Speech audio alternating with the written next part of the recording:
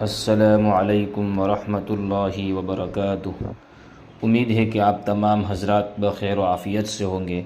آپ تمام حضرات کی خدمت میں بہت ہی قیمتی بات لے کر حاضر ہوا ہوں، وہ ہے ماں باپ کے بارے میں۔ ماں باپ کی عظمت کیجیے اور ماں باپ کا کوئی بدل نہیں ہو سکتا ہے۔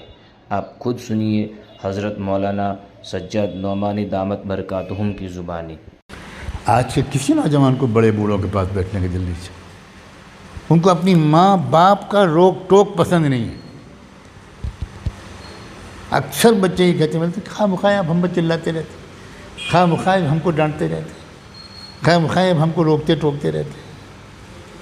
جس دن ماں باپ کا جنازہ نکلے گا نا، اس دن اولادوں کو پتہ چلے گا کہ کیا چیز گئی۔ اب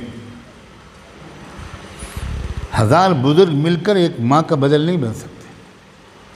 اس جملے کو لکھ لینا۔ حضرت موسیٰ علیہ السلام کی ماں کا جس دن انتقال ہوا، اللہ تعالیٰ نے ان سے کہا موسیٰ اب سنبھل کے رہنا۔ حضرت موسیٰ کی تربیت تو اللہ تعالیٰ براہ راست کر رہے تھے، اور خضر تک کو لگا دیا تھا اللہ نے، مگر ماں کے سائے کے اٹھنے کے بعد کہا کہ سنبھل کے رہنا۔ حضرت موسیٰ علیہ السلام نے کہا اللہ میاں اور وضاحت فرما دیجئے، کیا چاہتے ہیں آپ اس ہدایت کے ذریعے کہ میں سنبھل کے رہنا؟ حضرت موسیٰ سے اللہ نے کہا ایک دعا کرنے والی ہستی اٹھ گئی، اب سنبھل کے رہنا۔ آج کے اکثر اولادوں کو اپنی ماں اور باپ کی بالکل قدر نہیں۔ باپ سے تو پھر بھی لوگ ڈرتے ہیں، ماں کو تو الٹ کر جواب دے دیتے ہیں۔